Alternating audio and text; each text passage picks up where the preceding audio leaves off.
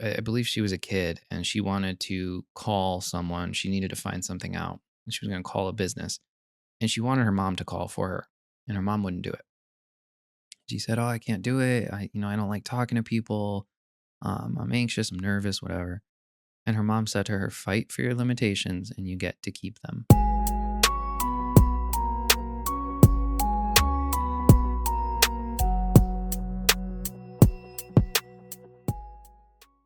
Welcome back to the Illuminated Path. This is episode 84. What are we talking about today? The real reason you may be self-sabotaging. Yep. Got some experience with that one. I'm sure everyone does. Yeah. So it's a good topic. How's the week? I'm in my 3rd trimester, which is just crazy. I feel Yeah. quite large. I get every week, I'm like, how can this belly possibly get any bigger?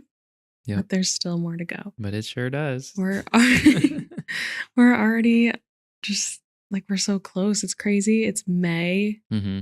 So in 2 months, a little over 2 months, like baby's going to be here. Just crazy. Yeah. We've been working on the nursery. We got our crib. We got a chair off Facebook Marketplace, which is the most comfortable chair ever. That chair is easily a $500 chair. I got it for $50 and it's in great condition too. It rocks, it reclines, it swivels. It's great. Yeah. Does all the things. And my baby shower is this weekend, so Yeah. that's exciting. Although being like the center of attention makes me very nervous. It'll be good. It'll be great. Yeah. What about you? Not much. Just adjusting, trying to lift more, get back into a routine. Just being on, trying to stay disciplined, especially with my diet and everything. So really just kind of finding my new normal, I think. And yeah, we've been getting so much ready for the house. We got materials to make a new porch, which we're very excited about, and just getting the nursery ready. Home stretch with the basement. We got the trim in.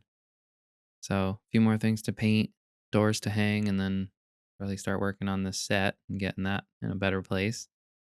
But yeah, it's an exciting time. Let's get started. Yeah. So self-sabotaging, it's something that everybody, I'm sure, has dealt with at one time or another. So we thought this was a good topic. And the first thing that I kind of wanted to say is it's not necessarily that like you're lazy or it's a problem with discipline.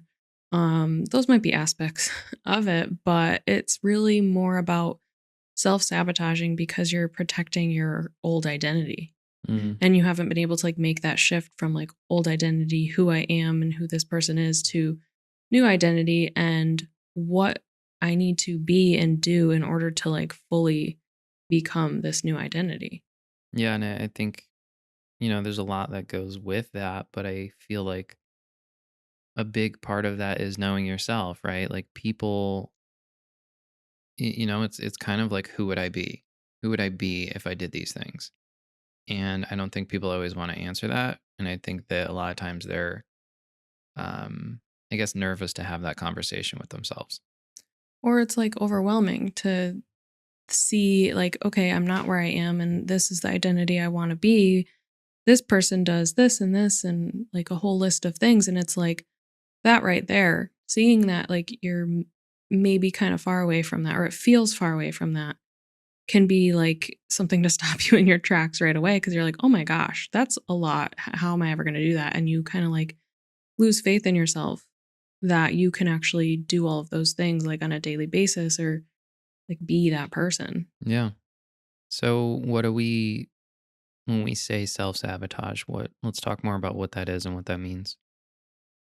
So it's when you're like trying to do something or accomplish something and maybe you do something to prevent yourself from like continuing on in it. Yeah, and a lot of times that's not like the conscious decision. Like you're not saying like, "Oh, I'm getting real close to my goal. Now I'm going to, sabotage myself." This is really your subconscious at play.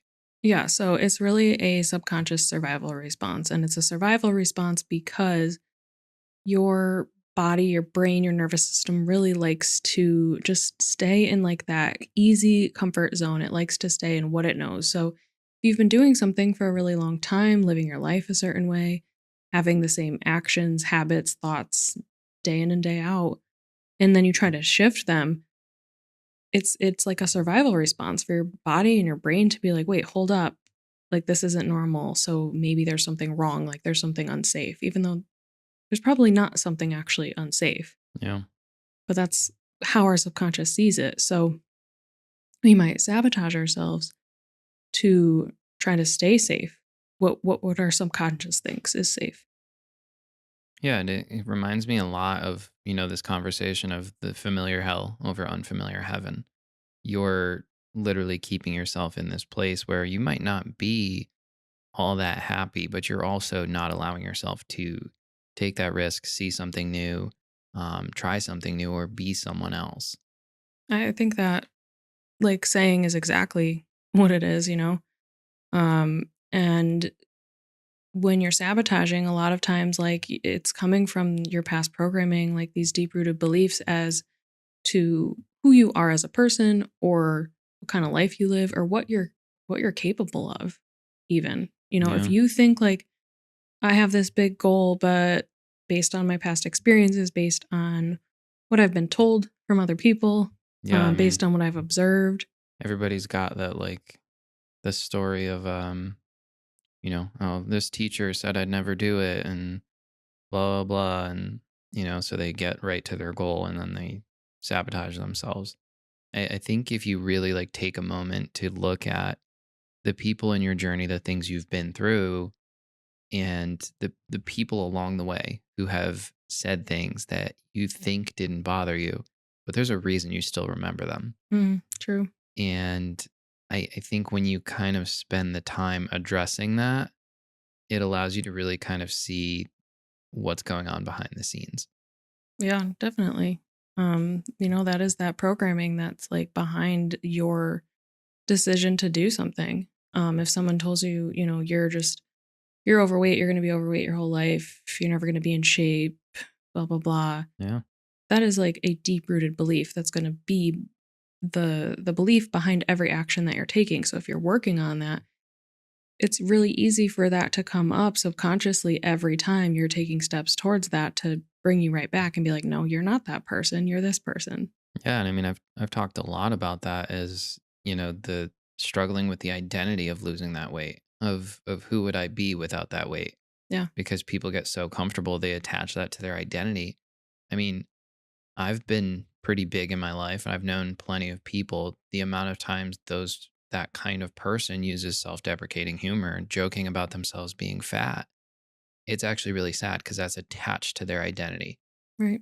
So I think, yeah, it's also being able to recognize what beliefs you're holding that are holding you back. Yeah.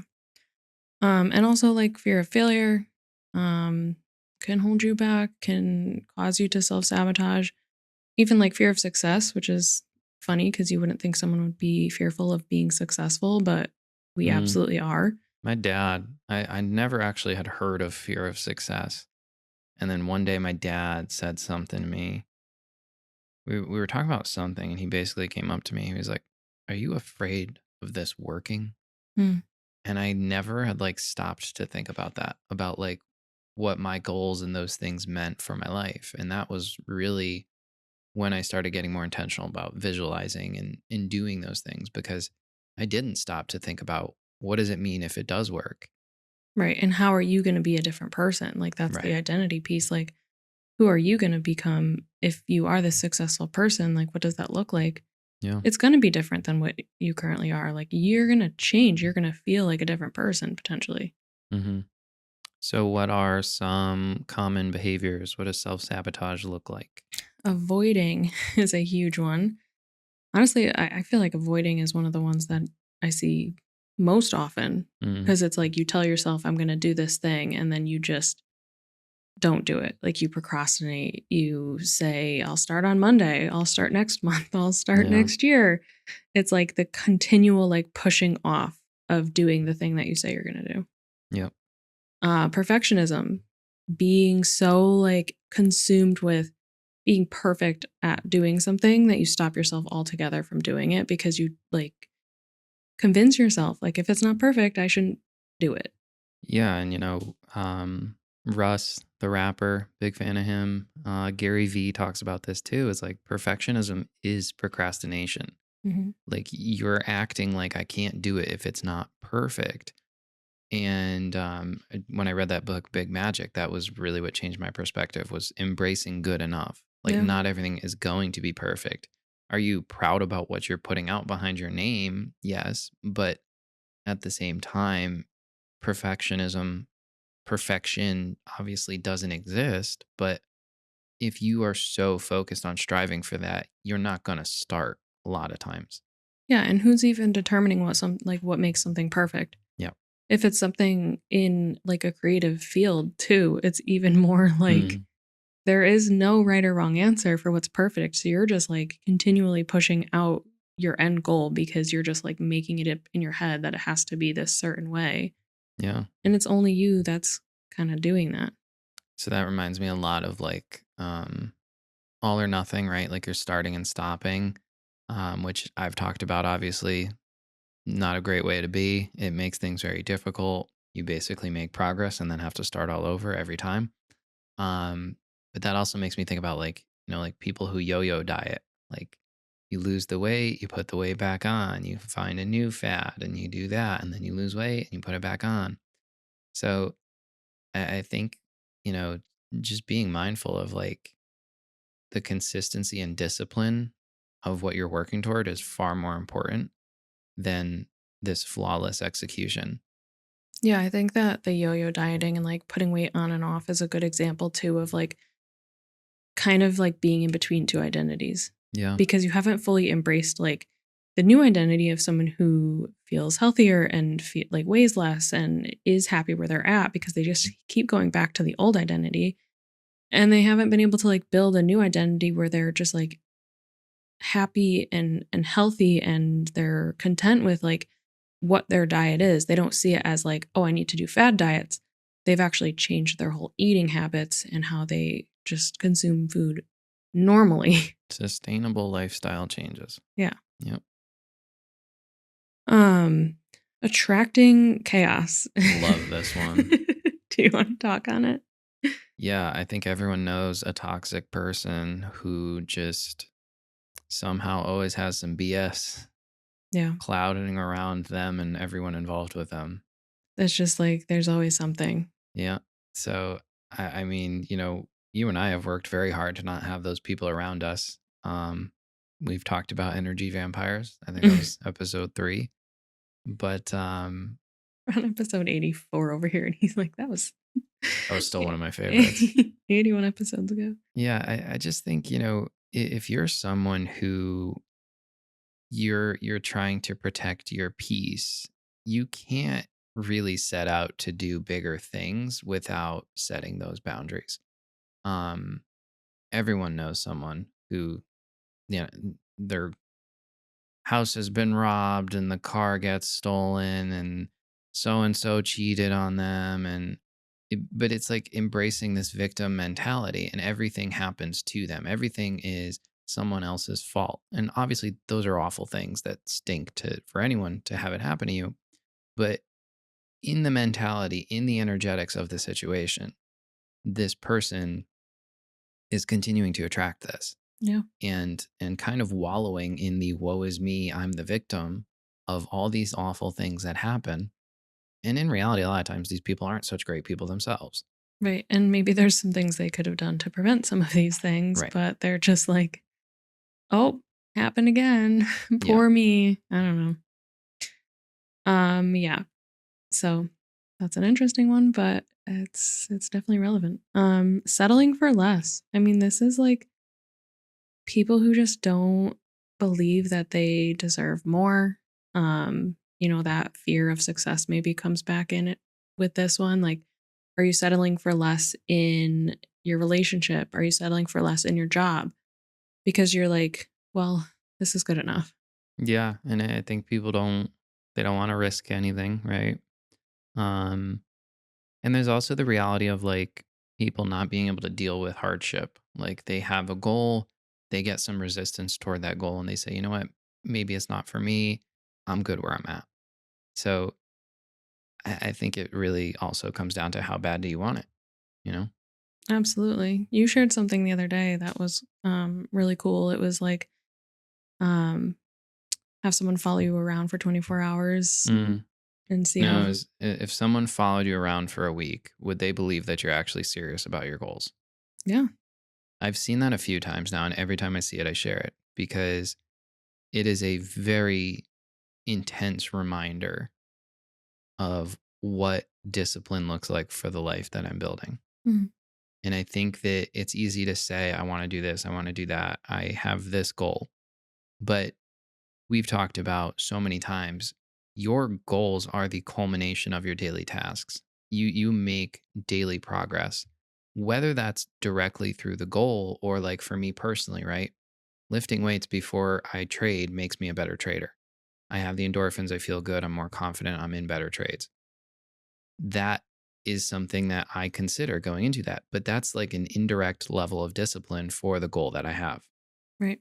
So, uh, it, you know, it all comes down to like, are you that serious about it? And how do you support that goal, whether directly or indirectly? Right. So, yeah, that post, every time I see it, it just really makes me ask myself, am I being disciplined?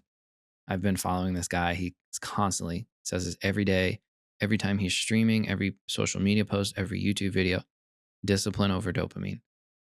And it has really, really just been ringing in the back of my head and it's helped me a lot. Mhm. Um, and yeah, I think, I'm at a place where I know what my discipline looks like. Um, and I'm also at a place where I can recognize when I'm choosing dopamine. Mhm. And last one is goes along with what we were just saying, but like fighting for your limitations. Always having that victim mindset, always being like, well, I can't do this because of XYZ, and using that as like what's stopping you instead of actually So trying to overcome. this one pisses me off big time. Um, I was agoraphobic, doped up on meds, told I would be depressed for the rest of my life, told me um, I was just an awful, intense case of mental illness, maxed out on the state limit of medication. And here's the reality I am not that person. I'm nowhere near that person anymore. I'm not on any medication. I don't deal with quote unquote mental illness. But this idea of I can't do this because of my anxiety. Your anxiety is a crutch. It's not actually what's holding you back. And so this one really irks me because so I read that book, Big Magic. I think that was where she talked about it. Yep. I believe she was a kid and she wanted to call someone. She needed to find something out. And she was going to call a business. And she wanted her mom to call for her. And her mom wouldn't do it. She said, "Oh, I can't do it. I don't like talking to people. I'm anxious, I'm nervous, whatever." And her mom said to her, "Fight for your limitations and you get to keep them." And I think that is a very powerful statement when we think about mental health and what we allow to define us. Yeah. And as someone who's been through that and who has very much used those excuses, I can't go here because of my anxiety, Yeah. because that's what you were told. Yep. That's what doctors told you. That's what everybody told you. And so you accepted that as your truth. You accepted that as your limitations, and you My like, identity. right, you were, Yeah. that was who you were, and you couldn't even strive for more Right. because you didn't even believe you could. And now you're on the other side of it and you're like, total new identity. That's not who you are anymore, but you've been there and you've like experienced that. So to see people do that, it's like, well, what are you doing about it? Yeah. And I mean, I get it, right? I get that side of it because that's what I was doing. On the other hand, I I don't think that unfortunately it's something you can always wake people up to. I think, the reality is people want to self sabotage because they want to be able to say that they've had it hard. Yeah. I, you know, people turn it into a trauma contest of whose is worse. And everybody wants the big badge saying mine's worse. Poor you. Yeah. Yeah, but, that's what makes the difference. You're either deciding like, "Yeah, this is hard," but Hmm. guess what else is hard? Like, it's hard to live your life that way. It's also hard to improve your life. So what like that choose your hard Yeah. statement. So, how do we start shifting it, right? We're noticing we're self sabotaging. We've got this understanding of identity, and we're recognizing that there's, a cycle of sabotaging. What are some things we do to get out of that? So it really comes down to like identity work. Like you have to change your beliefs about yourself and about the identity that you want to have. Like I am someone who does this. And then how do you actually incorporate that in your life and start to add it in slowly and make it your reality every day? Like you're saying, it is the small daily actions, the small habits that make up your life. So, what are the small habits and actions that someone with this identity does? Yeah. I mean, that right there is huge. Like, for me, I was doing this thing and I realized it, but I think it's a good example, quick, hopefully. Um, I saw myself as when I'm making great money from trading, I won't have financial stress. And then I will be more likely to go lift weights and take care of myself better because it'll be a freeing and fun thing. Mm, And so, again, that conversation, if I was that person who had financial freedom, what would I be doing? I'd be lifting weights yeah. and taking care of myself. So, that was kind of a big pivotal moment for me of understanding like, I've got to get there first to be that person. Yeah. That's not the result of being that person. Right. Yeah. That's just supporting that identity. So, daily actions. Yeah. And that goes with the next one prove it to yourself one step and one day at a time. So, if you need to be this person, if this identity consists of someone who is healthy, and then to you, health means exercise daily and eating healthy and whatever. So, one step, one day at a time, you have to like keep taking these small steps. Stop looking forward, stop, bashing yourself for the past. Yeah. Like the only way you can work on this is like in the present moment, be present. What choice do I have to make now to be working on like being this identity? Yeah. Yeah.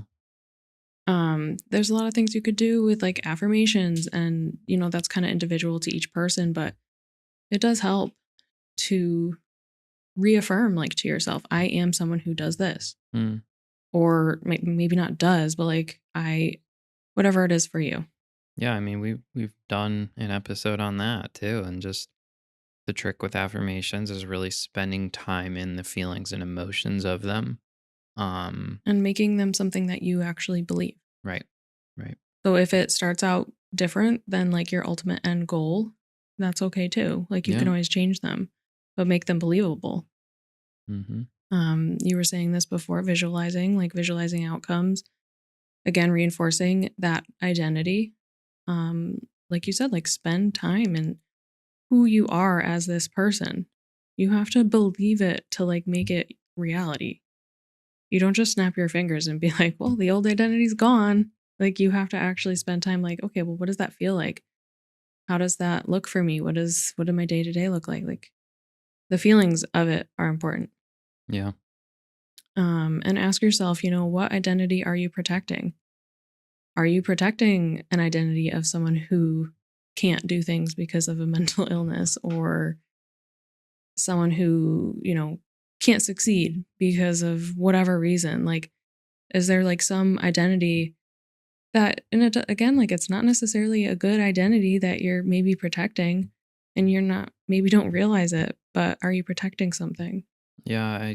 A lot of this also makes me think about like imposter syndrome and that whole conversation.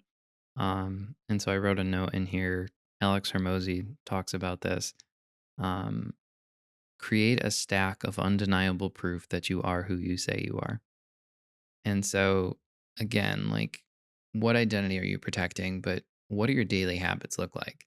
If I say I'm a professional trader, I need to have a stack of undeniable proof that I am who I say I am.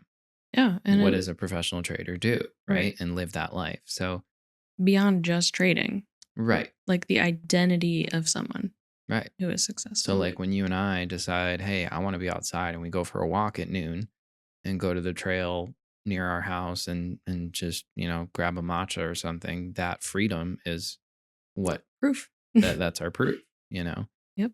So, yeah, I think it's really understanding your identity, who you are and who you want to be, and what are the differences between the two.